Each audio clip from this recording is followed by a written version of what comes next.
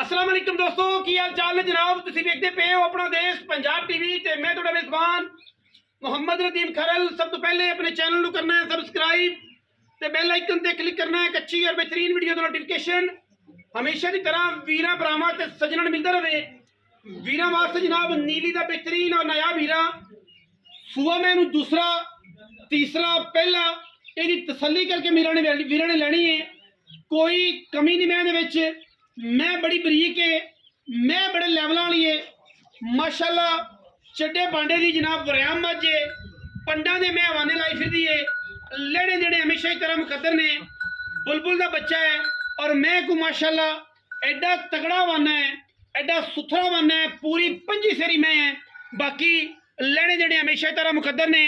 मैनू जनाब थान रुग रुग दा अल्लाह के फजल नाल मैनू पूछ इवें जनाब जिमें बोसकी होंगी सार चक्की फिरदी कर्म वाली अजे दिहाड़े 5 7 10 कढ़ दी है। मैनू जनाब थब्बियां दे वाने ने, थब्बियां दे गली बाती नहीं, थब्बियां दे वाने। मैं दा खुडा इंतहाई आला दर्जे का साफ, एक हड्डी पुट्ठा जनाब माशाल्लाह बड़े लैवल वाला बड़ा तगड़ा ते खूबसूरत टाका। मैं जनाब माशाल्लाह 5 सेरी है।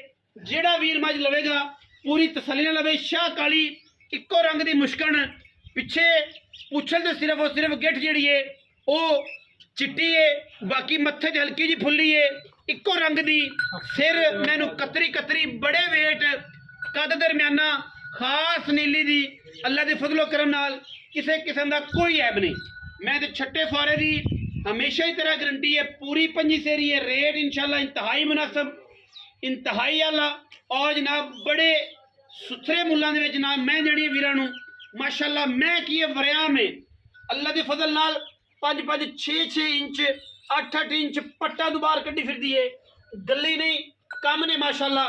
बाकी लेने देने मुकद्दर ने। मैं पूरे लैवल वाली पूरी नस्ल वाली पूरे खानदान वाली और जनाब पूरियां गल्लां बातां वाली।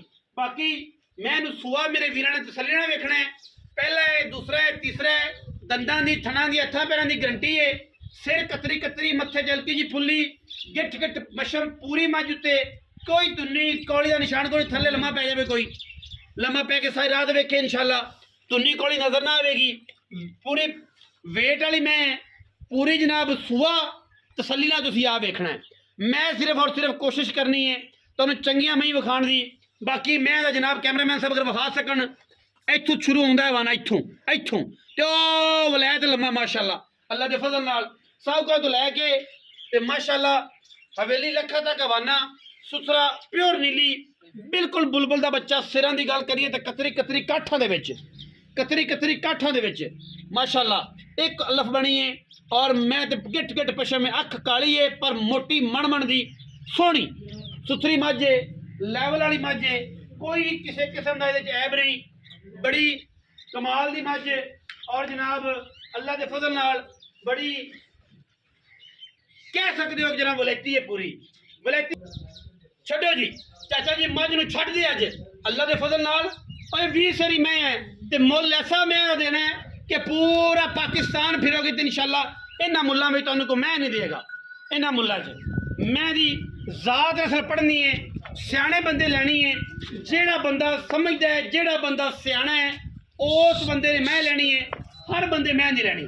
मैं माशाल्लाह उस लैवल की जिथे मर्जी खड़ा करम वाले को खड़ी कर दी है। मैं अल्लाह के फजल नाल 5 6 इंच बाहर कट देंदी है पट्टां तो। ठीक है मझ पूरी लैवल वाली पूरी नस्ली तो पूरी खानदानी है, किसी किस्म का कोई ऐब नहीं मझ दे।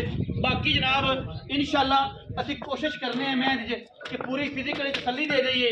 सूआ मझ नूं तीजा मछ दूजा पहला ये जनाब तसल्ली दंदां दी हत्थां दी पैरां दी गारंटी थणां दी गारंटी। बाकी मैं 20 सेरी हर लैवल से इंशाल्लाह किसी किस्म का कोई ऐब मझ दे विच होवे जनाब असीं देनेदार है ते मुल वीरां नूं ओह देना है जिहड़ा इंशाल्लाह अल्लाह के फजल नाल जमाने दे विच किसे नहीं देना होना और ना किसे देना है।